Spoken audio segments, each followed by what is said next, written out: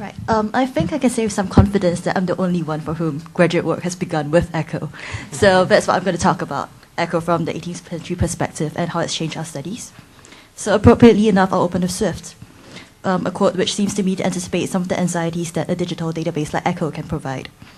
In A Tale of a Tub, Swift complains that the most accomplished way of using books at present is twofold. Either first, to serve them as some men do lords, learn their titles exactly and then brag of their acquaintance. Or secondly, which is indeed the choicer, the profounder and politer method, to gain a thorough insight into the index, by which the whole book is governed and turned like fishes by the tail. For to enter the palace of learning at the great gate requires an expense of time and forms. Therefore, men of much haste and little ceremony are content to get in by the back door.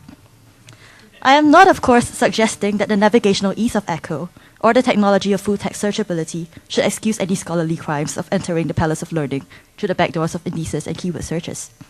What I would like to highlight here today are the concerns with canonicity and boundary policing, referring to both methodological and disciplinary boundaries, which Swift's quote can bring to bear on our relationship with digital databases.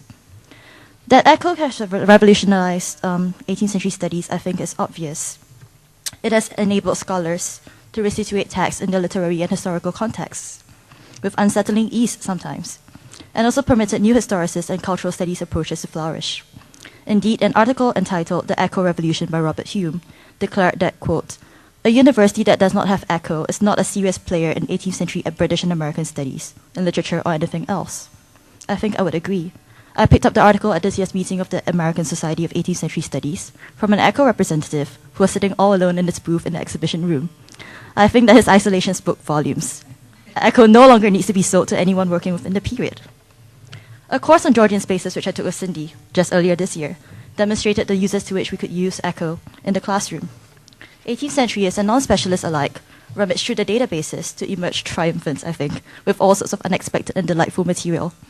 Just for example, we read Pamela's Planting of Beans against Betty Langley's New Principles of Gardening and a little anonymous pamphlet called The Gentleman's and Gardener's Calendar. We contemplated literary townhouses by examining Isaac Ware's architectural treatises and Chippendale's catalogues. We also read Gay's trivia alongside anonymous tracts complaining about bad pavements and butchers infesting the streets. Using ECCO in some ways became an exercise in new historicist methods. The social, cultural embeddedness of a text like Mansfield Park or Camilla becomes foregrounded in insistent ways when read against a formidable array of texts documenting the 18th century craze for landscaping or debates over shopping.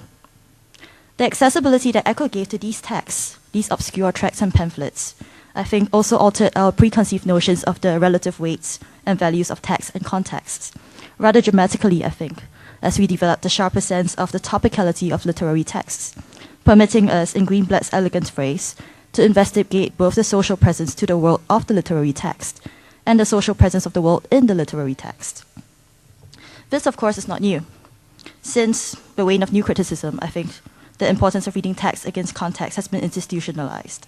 In some ways, a database like ECCO exists in part because of this critical turn or return towards historicism in the first place.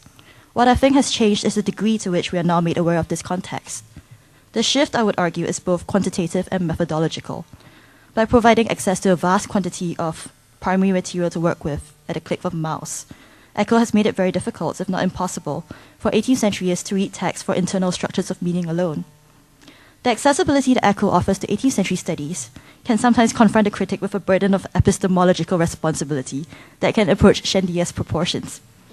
When each search for references to Vauxhall or microscopes or Hooke returns hundreds upon hundreds of results across a seemingly endless variety of genres, I read feelingly Tristram Shandy's complaints that there are archives at every stage to be looked into, and rolls, records, documents, and endless genealogies, which justice ever and anon calls him back to stay the reading of. In short, Tristram complains there is no end to it. The dazzling array of possibilities offered by ECCO brings to mind a different period-related comparison, the technology of the microscope. I think both expand the visual field of criticism by foregrounding an astonishing quantity of previously unseen material. Like Robert Hooke's Micrographia, ECCO forces us to pay attention to possibilities lurking beyond the surface, which, as Tristram laments, justice ever and anon requires that we pay attention to. This justice of Tristram's, that is what I think of as our obligation to attend to the endless archives, rolls, records, and genealogies that ECCO can provide us with, I think has been recast by the Academy in politicized terms as a democratization of literary study. The work of women's studies over the past 2 or 3 decades has brought writers such as Haywood and Bain into the canon of 18th century literature, and ECCO, I think, facilitates the continued recovery of these and other marginalized texts by archiving them in an easily accessible way. Most importantly, for my own work at least, ECCO has brought about a heightened sense of what Rita Felsky calls an expanded notion of the aesthetic field, by thrusting previously unglimpsed objects into the critical line of sight. It permits us to track the circulation of energies, another Greenblatt phase, between the centers of aesthetic power and its margins, between high art and what has been loosely categorized as popular culture. But with the ease of full text searchability, keyword searching, comes uneasiness about methods. The sheer availability of historical material on ECCO encourages what I think of as a horizontal digressiveness as we pursue context after context in Shandy-esque fashion, rather than intense scrutiny of any individual text. And I think this returns to the question about resonance versus wonder that Greenblatt brings up. Nearly a decade ago, Greenblatt and Gallagher asked in Practicing New Historicism how we could identify, quote, out of the vast array of textual traces in a culture, which are the significant ones, the ones most worth pursuing. I think that the methodological problems posed by ECCO and other digital databases are those which still confront new historicism and cultural studies even today, only more augmented and more urgent because of the fact that this vast array of textual traces is now just a few clicks of the mouse away. How are we supposed to decide which texts deserve critical attention within this vast array, especially when it exists in part as the result of a democratizing and equalizing impulse to begin with? ECCO has essentially confounded the idea of canonicity by recovering what Dryden and McFadden called martyrs of pies and relics of the bum, along with texts which have been unjustifiably neglected. Should these pie martyrs and bum relics be valued for their representational significance alone, or are we somehow privileging them unnecessarily out of a fascination with, or even fetishism of, history?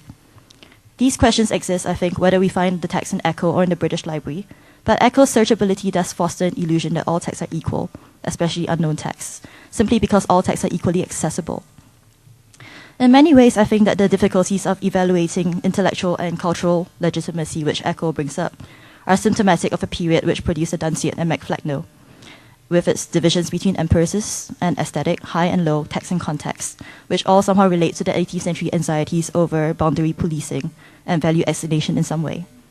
I don't have any easy answers for the questions which ECCO brings up, but one thing seems clear. It has suggested many new directions for 18th century studies, or at least furnished old directions with new material to work on. I think that the history of the book is probably the most obvious candidate right now. But for ECCO to become even more useful than it already is, I think that the commercial and the literary could cooperate more. It would be wonderful, for example, if ECCO's bibliographical information could be updated with scholarship about findings and attributions and bookselling. And what I think is, well, ECCO provides us with a formidable palace of learning to return to Swift.